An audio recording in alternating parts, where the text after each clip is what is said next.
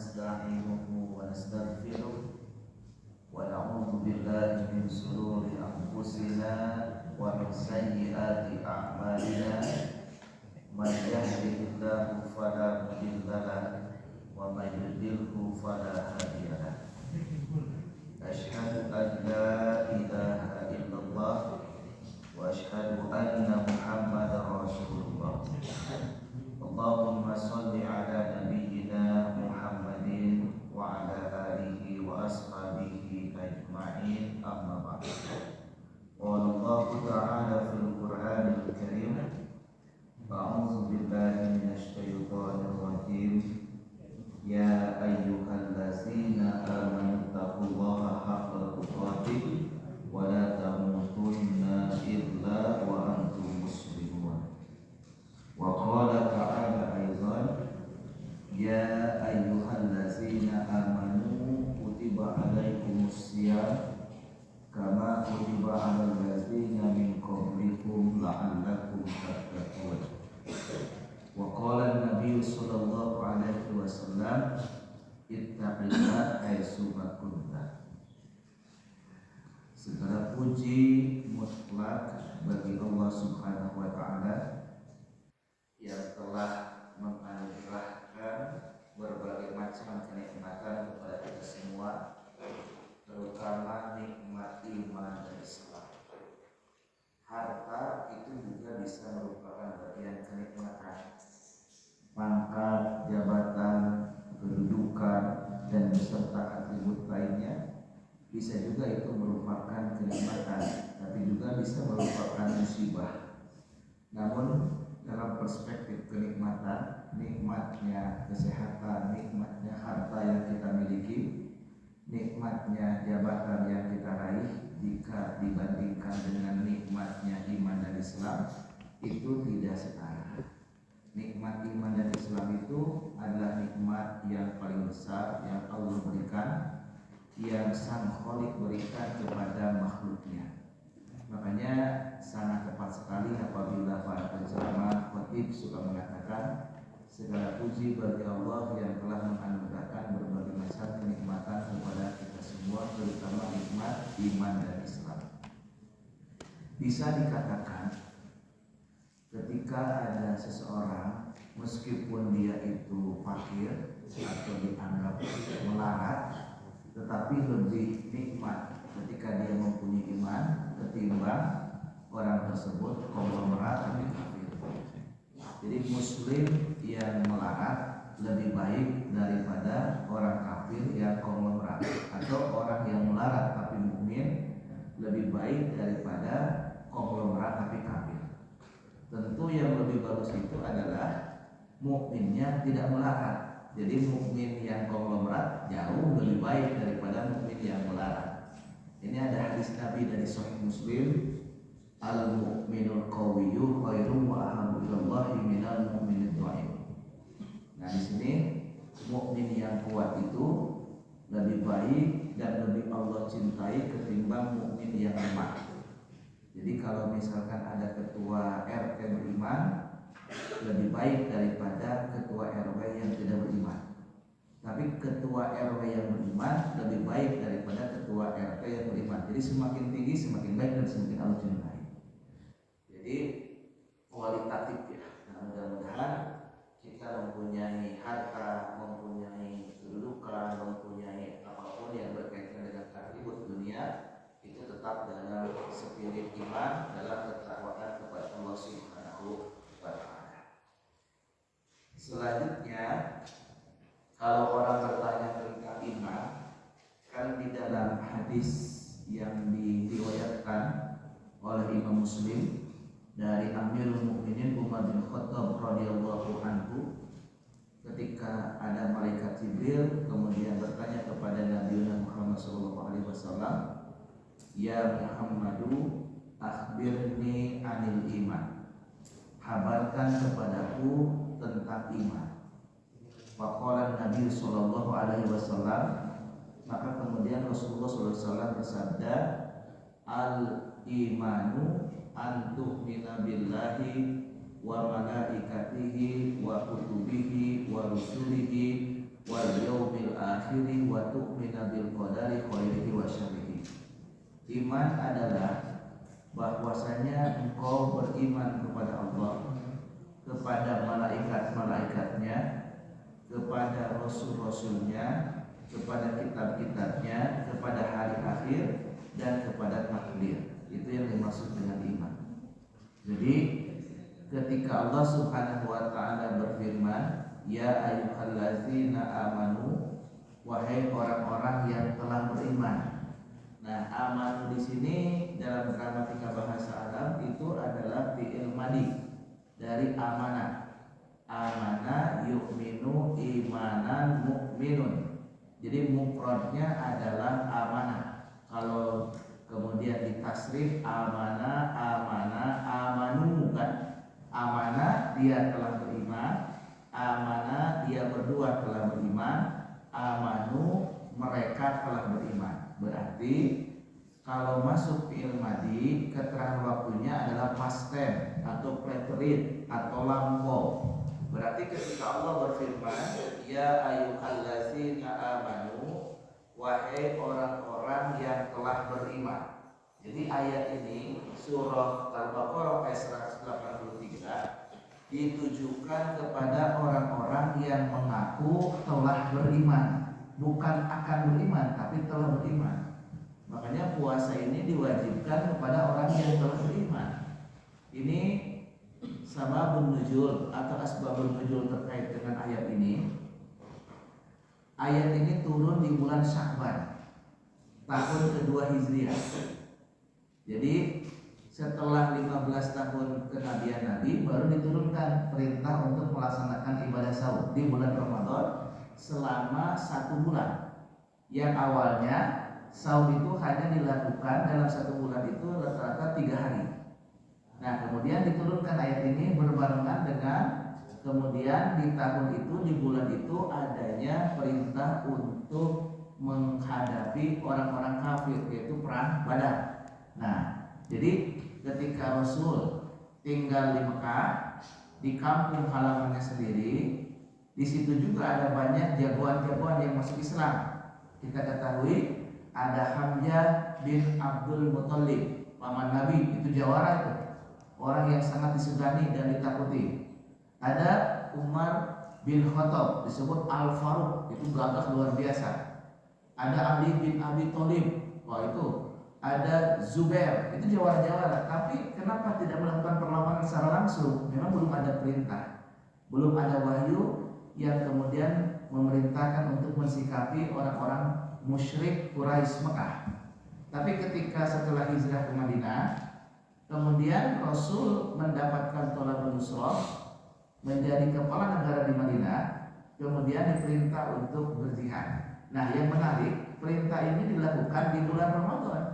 Makanya bulan Ramadan itu disebut sebagai Syahrul Jihad, karena ayat yang berkaitan dengan perang di sini adalah perang Badar diturunkan pada bulan Ramadan, yaitu kaitannya diperintahkan diamalkan di bulan Ramadan. Nah, perintahnya di bulan Sya'ban ya. Jadi kaitan dengan ini, maka ya ayyuhallazina amanu, wahai orang-orang yang telah beriman.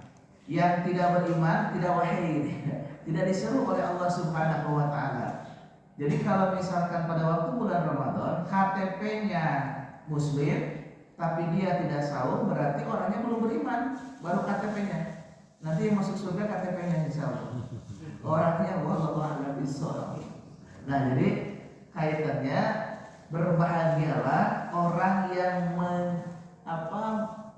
merespon yang merupakan seruan dari Allah Subhanahu wa taala. Ya ayyuhallazina amanu, wahai orang-orang yang telah beriman, kutiba. Kutiba itu fi'il madi majhul ya, dari kataba, yaktubu, kitaban, katibun, maktubun, uktub, lataktub, maktabun, maktabun, miktabun, kutiba, yuktabu.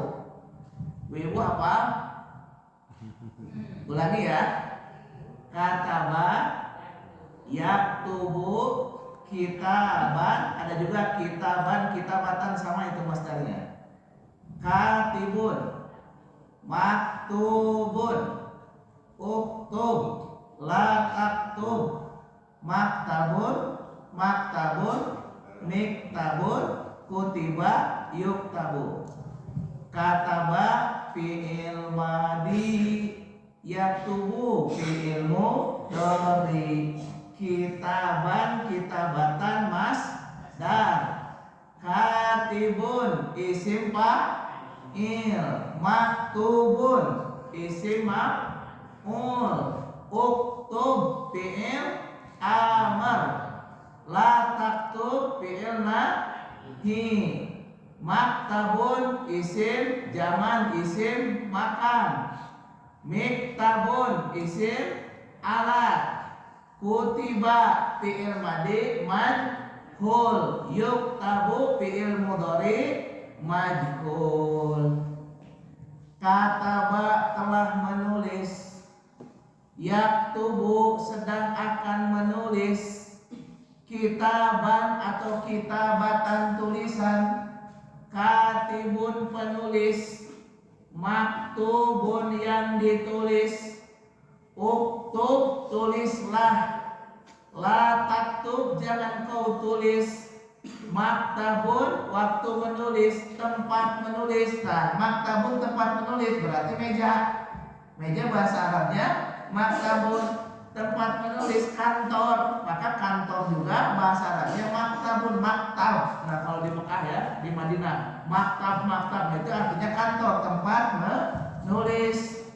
Miktabun alat menulis, kutiba telah ditulis. Nah, kalau kataba telah menulis fi'il madi maklum, kalau kutiba telah ditulis fi'il madi majhul. Wajannya wajan apa Ibu? Fa'ala apa? Fa'ala yaf'ulu fa'lan fa'ilun maf'ulun uf'ul la taf'ul maf'alun maf'alun mif'alun fu'ila yuf'alu. Jadi wajan fa'ala teh ada berapa? Fa'ala yaf'ilu, fa'ala yaf'ulu, fa'ala yaf'alu. Gimana Bu? Segar Bu? Segar, alhamdulillah ya. Jadi ini wajannya fa'ala yaf'ulu, kataba yaktubu, kitaban. Nah, kutibat telah ditulis. Telah ditulis itu telah ditetapkan. Kalau di kitab telah diundangkan, telah diwajibkan gitu maksudnya. Jadi misalkan undang-undang nomor sekian tahun sekian telah diundangkan, telah ditetapkan. Nah, itu maksudnya. Jadi makna asalnya kutibatnya telah ditulis, tapi maksudnya telah ditetapkan, maksudnya telah diundangkan, maksudnya telah diwajibkan itu. Makanya penerjemahnya kutiba telah diwajibkan. Alaikum. Nah, telah diwajibkan kepada siapa? Telah diwajibkan atas kalian asyamu siam. Nah, ari siam teh eta teh kalimah naon ibu-ibu? Isim naon? Isim masdar dari apa? Soma yasumu sauman siaman shaimun. Nah, jadi soma telah melaksanakan puasa, yasumu sedang akan puasa, siaman shaim siaman, kemudian sauman puasa, shaimun orang yang berpuasa. Fi'il amarnya apa? Sum. Kalau sum puasalah. Kalau kepada banyak sumu, ada hadis kan? Sumu liru'yatihi wa aftiru liru'yatihi. Kalau sum puasalah kamu, kalau sumu puasalah kalian. Nah gitu. Jadi sumu puasalah kalian liru'yatihi karena melihat hilal, wa aftiru dan berbukalah kalian liru'yatihi karena melihat hilal. Jadi siam teh sama dengan saum, yaitu bentuk masdar dari soma. Semuanya ada hadis. Man soma Ramadana. Nah, ini pentingnya dalam sorok nih, menarik. Man soma Ramadana imanan wahtisaban ghufira lahu ma taqaddama min dzambi. Man soma bukan barang siapa berpuasa, bukan. Artinya man soma barang siapa telah berpuasa. Ini kan fi'il madhi. Kalau fi'il madhi berarti keterangannya past tense atau preterite atau lampau. Man soma barang siapa telah berpuasa, sudah puasanya. Imanan dengan dasar iman, wahtisaban dengan dasar perhitungan, mengharap ridho Allah dengan keikhlasan, ghufira lahu ma taqaddama min dzambi, maka akan diampuni dosanya yang telah lalu. Jadi orang yang diampuni oleh Allah dosanya yang terlalu, sebagian ulama mengatakan ini dosa-dosa kecil selama tidak dosa besar. Kalau orang itu telah lulus puasanya, yang seperti apa puasanya? Puasanya yang betul-betul siap. Siap dengan puasa. Nah, ini menarik. Ada hadis. Man qoma Ramadana imanan wahtisaban. Qoma wajahnya sama. Qoma yaqumu qiyaman qauman qaimun. Nah, qoma telah berdiri, yaqumu sedang akan berdiri, qiyaman qauman benar-benar berdiri. Soma telah berpuasa, yasumu sedang akan puasa, sauman benar-benar puasa. Jadi anu diampuni dosa naku Allah teh anu benar-benar puasana. Laingan syukur puasana teh menahan lapar dan dahaganya saja. Ada orang yang saum yang puasa dari subuh sampai maghrib, tapi sepanjang itu yang puasa hanya perutnya saja, hanya kemaluannya saja. Dia tidak makan, tidak minum, tidak berhubungan suami istri. Tapi selama itu matanya tidak berpuasa, melihat sesuatu yang tidak pantas untuk dilihat. Mulutnya tidak berpuasa, gibah, namimah, bahkan fitnah. Tangannya tidak puasa, tetap saja tangannya kolusi, bukan hanya di atas meja dengan meja-mejanya. Kemudian kakinya tidak berpuasa. Orang yang seperti itu tidak iman dan wahtisaban.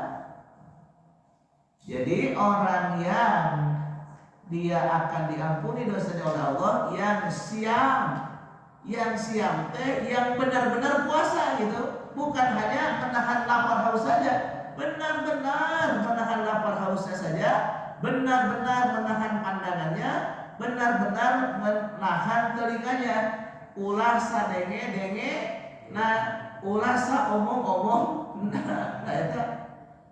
Ibu ngerti bahasa Sunda? Ada yang nggak ngerti? Kenapa saya panggil ibu terus? Kalau ibu kan di atas, kalau di sini kan terlihat omongannya. Jadi pilih perem, ibu jangan di sisi bu, serem, di sisi perem. Jadi kaitan dengan ini, kenapa menggunakan kata siam? Ya ayyuhallazina amanu kutiba alaikumusiyam. Nah, di dalam hadis menggunakan soma. Jadi agar saum kita, siam kita menghantarkan kita diampuni dosanya oleh Allah Subhanahu wa taala, sing serius puasana. Sama dengan qiyam juga. Man qoma ramadhana imanan wahtisaban. Nah, eta teh ahli tarawih bahasa Arab nate di antawis teh anu sinonim naon? Qiyamul Ramadan atau qiyamul lail. Qiyam teh masdar dari koma. Naon artina qiyamul lail? Benar-benar berdiri di waktu malam. Apa qiyamul Ramadan? Benar-benar berdiri di waktu Ramadan. Artinya sholat tarawih itu benar-benar berdirinya, bukan begitu tanah. Kalau ada orang yang disebut tarawih super kilat, bisa dipastikan tidak sah sholatnya dan terjadi dosa. Ada kan tarawih misalkan 23 rakaat 10 menit atau 5 menit, sah bahkan berdosa. Berdosa itu bukan hanya tidak sah, berdosa karena menyelisihi. Man qoma ramadhana, barang siapa yang berdiri di bulan Ramadan. Nah, kieu koma teh kalau ditasrif koma yaqumu qiyaman atau qauman, berdiri gini, itu koma tah. Akhir bukan wah itu mah tidak sah dan berdosa. Dan kualitas sholat malam bukan dilihat dari jumlah rakaat, tapi dilihat dari lama tidaknya berdiri, kualitas ya. Kalau tarawihnya 1 juz lebih baik daripada tarawihnya 10 halaman. Sajus kan ada yang 21, ada yang 20 halaman ya. Boleh baca rakaat pertama Al-Baqarah 286 ayat boleh. Boleh juga rakaat pertama baca surah Al-Kafirun boleh. Boleh, besar mana pahalanya? Al-Baqarah 286. Boleh rakaat keduanya surah Ali Imran 200 ayat. Boleh juga rakaat keduanya surah Al-Ikhlas atau surah Al-Ma'un boleh. Boleh juga nanti surah apa lagi? Rakaat ketiganya surah An-Nisa. Nanti rakaat keempatnya surah apa lagi? Al-Maidah. Boleh. Sepakat, Bu? Jadi rakaat pertama boleh Al-Baqarah, boleh Al-Ma'un ya, Bu. Lebih besar mana pahalanya? Al-Baqarah. Berarti sekarang qiyamul lail siap 1 rakaat Al-Baqarah. Kumaha itu? Saya ulang. Kalau misalkan rakaat pertamanya Ali Imran, boleh juga rakaat pertamanya surah Al-Asr. Yang mana lebih besar pahalanya? Ali. Mendingan Ali Ikhlasnya sepertiga Al-Quran. Jadi, nah Ibu, kalau imam bacaannya panjang itu disenangi atau tidak disenangi? Ada cerita anekdot ini kata Ustaz Abu Jam-Jam, tapi duka betul duka tidak, tapi jadi inspirasi. Walau alami saya tidak mengalami. Ada cerita buka bersama, kemudian dengan Pak Camat. Ini ada Ustaz dari Bandung, dia dari Bojonegoro. Ketika beres buka bersama kan kemudian sholat. Nah sholatnya itu imamnya itu baca surah Al-Ghasyiyah.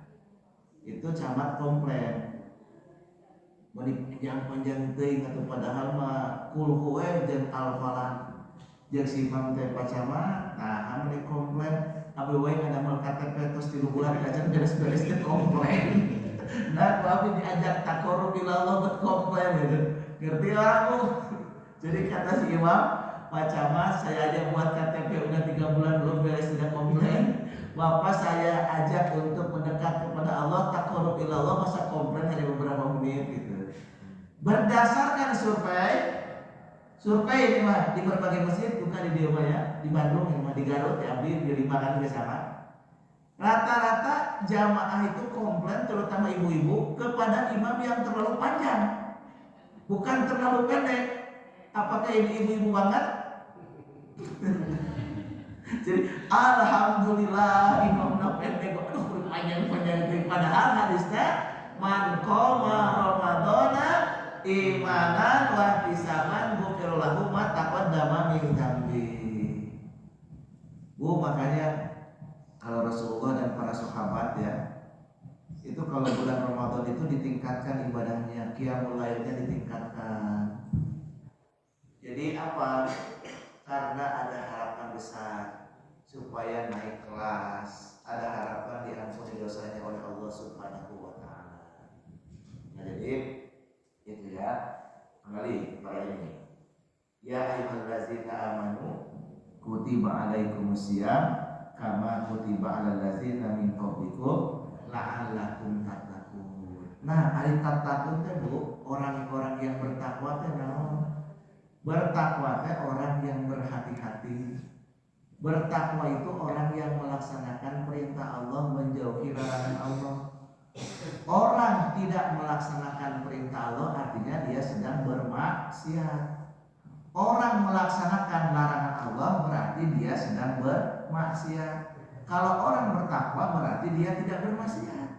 Nah, orang yang la'allakum tattaqun adalah orang yang bisa menahan diri untuk tidak bermaksiat kepada Allah Subhanahu wa taala. Maka dengan saum, dengan siam itu kan al-imsak, artinya menahan. La taghdab, tidak gampang marah, menahan diri untuk mengendalikan diri. Nah, la taghdab di sini tidak marah, mengendalikan diri, tidak melakukan maksiat. Intinya Ramadan itu sebagai syahrut tarbiyah, bulan pembinaan, agar orang-orang yang melaksanakan ibadah saum semakin teredukasi untuk menjadi orang yang tidak melaksanakan maksiat kepada Allah Subhanahu wa taala. Makanya ultimate goal daripada saum puasa itu adalah la'allakum tattaqun, agar kalian tidak melakukan maksiat atau menahan diri untuk tidak bermaksiat kepada Allah Subhanahu wa taala. Nah, saya kemarin kirim tulisan di dalam Ramadan itu kita belajar beberapa hal. Pertama, belajar badar. Badar itu dengan keimanan meraih kemenangan. Bayangkan aja pada waktu perang Badar itu 1000 pasukan infanteri dan kavalri daripada orang-orang musyrik Quraisy Mekah berhadapan dengan 313 sahabat Nabi dengan persenjataan ala kadarnya. Ini kavalri infanteri. Kalau kavalri itu berarti ada pasukan berkuda, ya. Kalau infanteri itu meskipun jalan kaki tapi peralatan senjatanya lengkap, ada baju perang. Ini santri tulak, ini sahabat Nabi dengan peralatan senjata 1:3, 313 melawan 1000. Tapi Allah ingin membuktikan dan supaya jadi pelajaran bagi hamba-hambanya. Yang menentukan kemenangan yang paling utama adalah nasrullah, pertolongan Allah. Makanya nasru minallah wa fathun qarib. Kalau pertolongan Allah telah datang, maka kemenangan itu akan diraih. Jadi kalau pertolongan Allah itu ada, wa fathun qarib, dan kemenangan itu sangat-sangat dekat. Ini pasukan 1000. Ini 313. 1:3. Tapi kocar kacir kalah. Nah sekarang negara Arab digabungkan di dunia ini, umat Islam sekarang lebih dari 2 miliar, Bu. Yang berbicara bahasa Arab Lughah Arabiyah itu ada 400 juta lebih yang menggunakan bahasa Arab sebagai bahasa keseharian, baik yang di Timur Tengah maupun di Afrika seperti Sudan, Mesir dan lain sebagainya. Itu 400 juta lebih. Di negara-negara Arab itu jumlahnya jauh lebih besar daripada Israel di Palestina. Israel di Palestina itu penduduknya kurang lebih 10 juta. Jumlah Israel yang ada di Israel dengan di Amerika digabungkan jauh dengan negara-negara Arab. Tapi negara-negara Arab tidak berkutik menghadapi Israel. Bayangkan, Saudi Arabia penduduknya 30 juta, 30 juta lebih Saudi Arabia. Saudi Arabia itu penduduknya 3 kali lipat daripada Israel. Ada Mesir, Mesir penduduknya lebih banyak lagi. Itu di atas 80 juta. Belum lagi di situ ada Kuwait, ada Qatar, ada Oman, ada Bahrain, ada Yordania. Wah, keren-keren. Tapi tidak berkutik kepada Israel. Rasulullah Muhammad dan para sahabat 313 melawan 1000, 1:3. Hari ini kita menyaksikan betapa Brigade Izzuddin Al-Qassam atau Hamas yang jumlahnya sangat sedikit ternyata merepotkan Zionis Israel laknatullah alaihim. Kenapa? Spirit iman. Bukan spirit uang, bukan spirit senjata. Ariku iman mah muncul semangat perlawanan, muncul kreativitas. Kalau berjuang melawan Amerika, melawan Israel, idealnya apple to apple, itu ideal. Kalau Amerika pakai rudal, rudal kita harus punya. Kalau mereka pakai nuklir, kita harus punya nuklir, itu ideal. Tapi dalam perjuangan ada kalanya tidak begitu. Kalau ada beriman, tidak ada rudal roket, tidak ada roket batu. Nah itu inti padang, itu spirit iman. Jadi kalau misalkan tidak pakai logika iman akan begini. Masa kita menghadapi persenjataan yang berat mati konyol kata kamu. Kan ada orang yang takut ya. Kita senjatanya terbatas, jumlahnya sedikit menghadapi yang besar. Diibaratkan kita memukul duren. Itu kalau memukul duren kita mukul aja jadi terluka. Ya, dia buat analogi yang salah. Enggak sederhana itu. Karena prinsip dalam perjuangan iskariman aumut syahidan, hidup mulia atau mati syahid. Jadi bagi orang beriman dalam berjuang tidak ada kata kalah. Kalau dia menang, dia mendapatkan kemuliaan. Kalau dia kalah, dia syahid.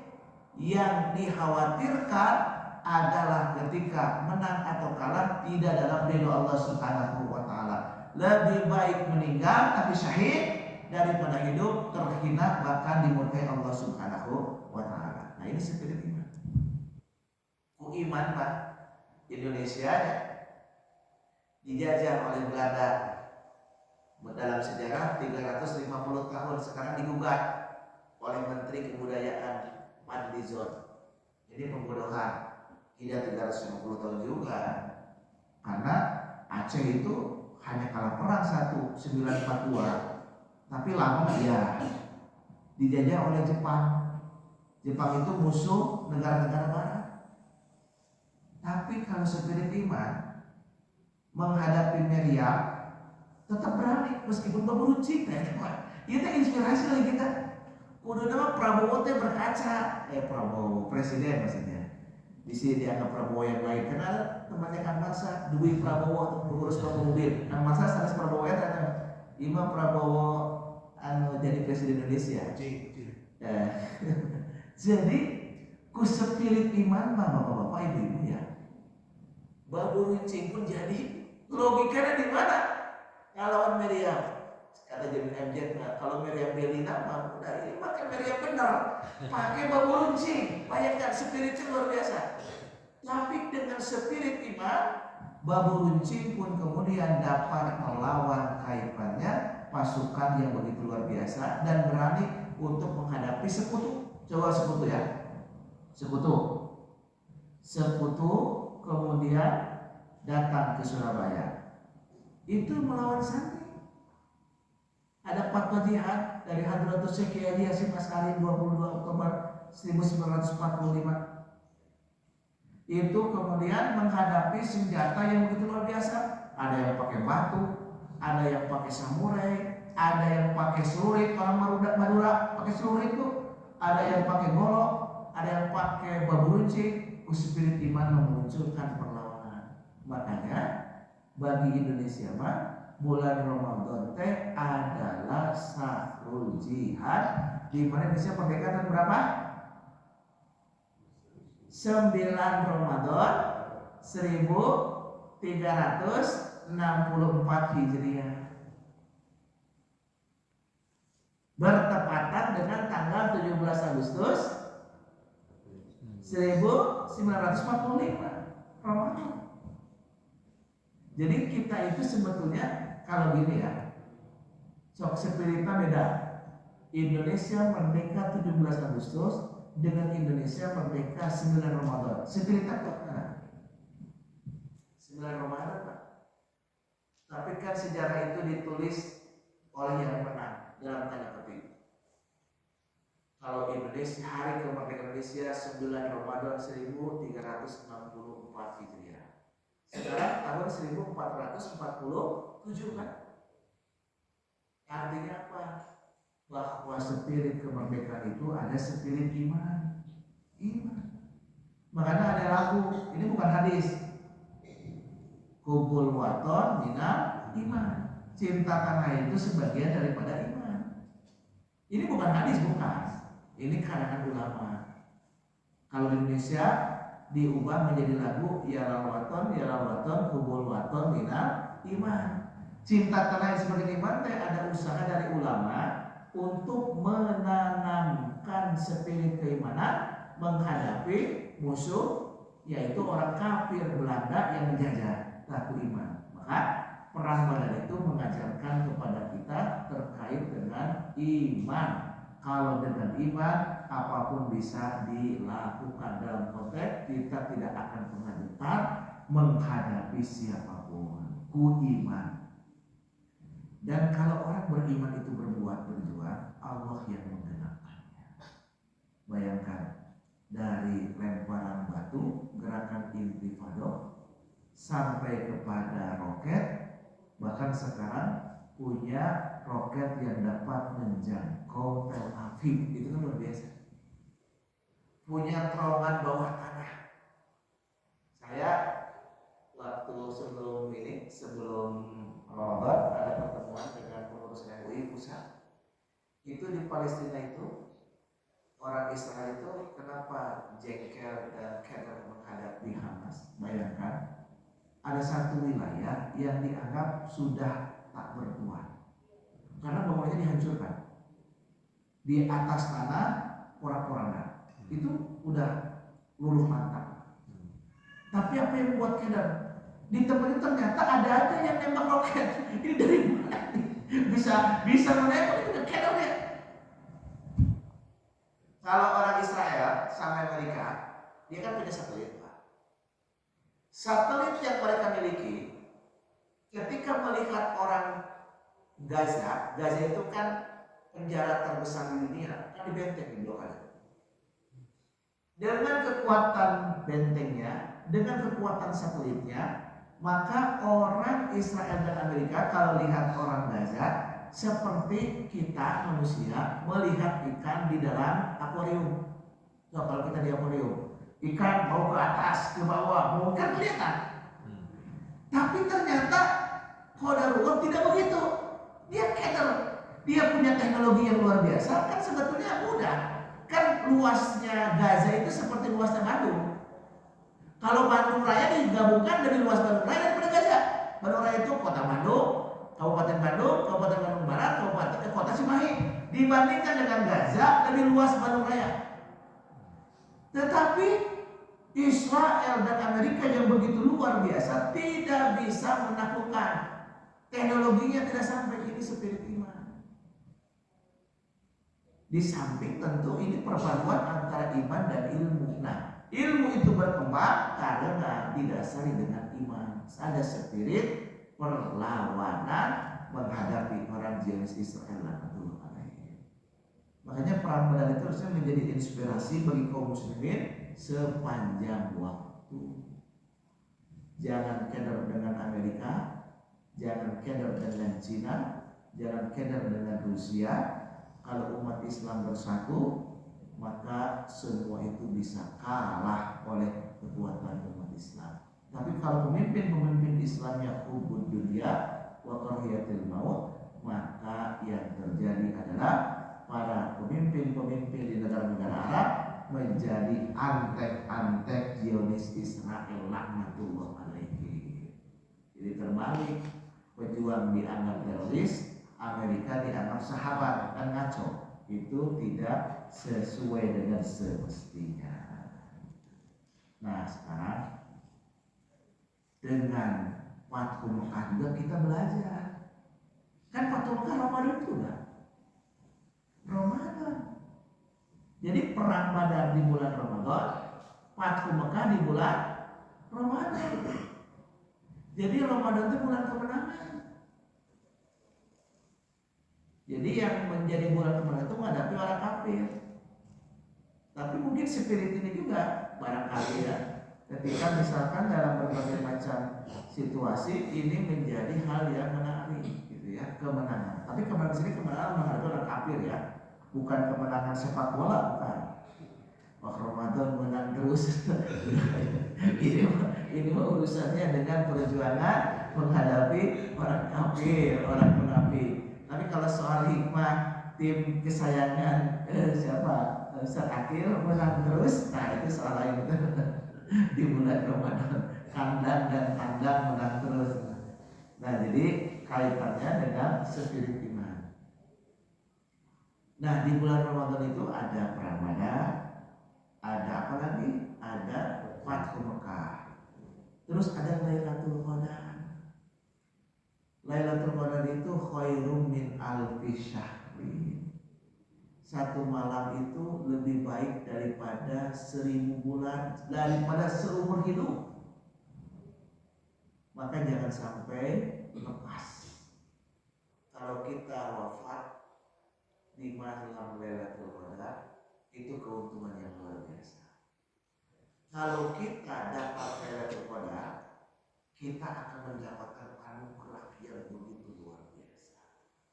Kalau saja orang tahu ketika malam Lailatul Qadar itu begitu luar biasa, dia mungkin akan merangkak untuk ke masjid beribadah kepada Allah Subhanahu wa Ta'ala. Karena orang yang paling potensial mendapatkan Lailatul Qadar, meskipun dimanapun dia bisa dapat, adalah orang yang iktikaf.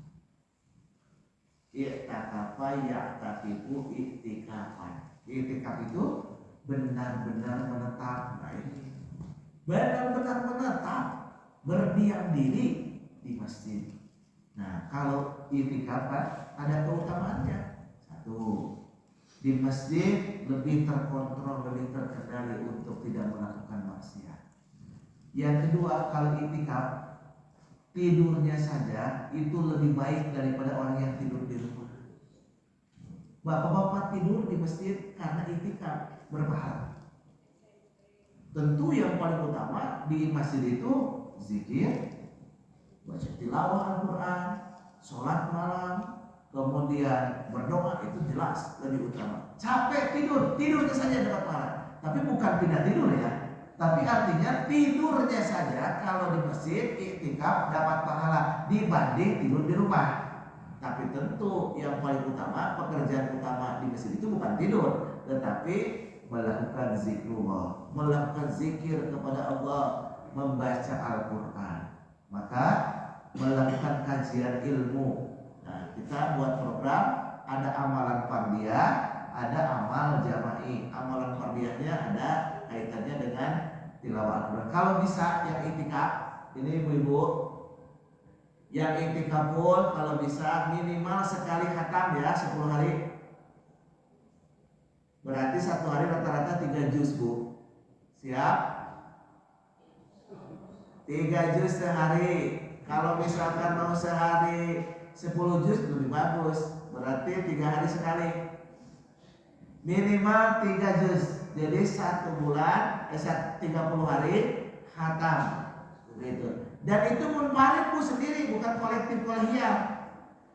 Di kita kan suka ada tadarusan 30 orang. Setiap satu orang 1 juz. Setiap sekali khatam, bukan itu. Setiap orang dari awal sampai akhir, dari surah Al-Fatihah sampai An-Nas. Terus berdoa, memohon ampun kepada Allah Subhanahu wa Ta'ala.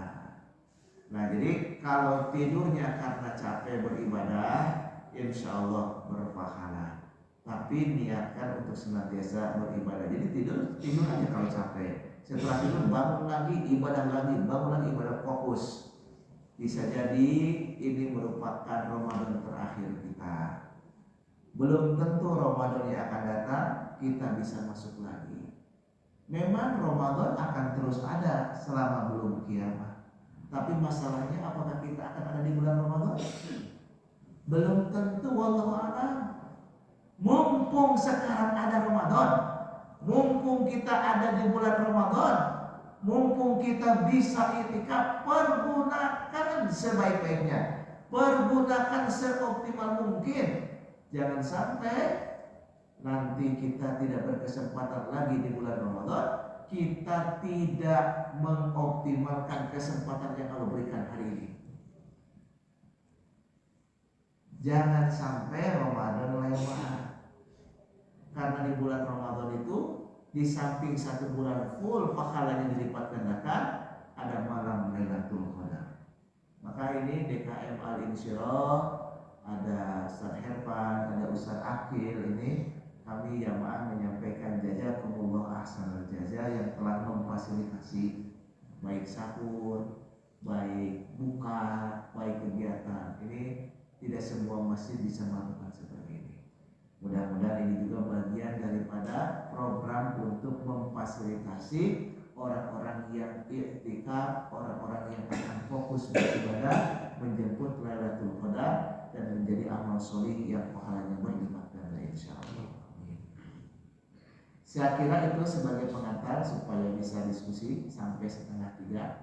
Nanti 2:30 kita qiyamul lail 1 rakaat Al-Baqarah Bu atau Al-Baqarah per halaman, terserah nanti imamnya. Yang jelas insya Allah kita niatkan bahwa kita ini melakukan hal yang optimal di bulan Ramadan ini. Maka silakan barakallahu li wa lakum. Siapa yang akan menyampaikan pertanyaan atau kita diskusi?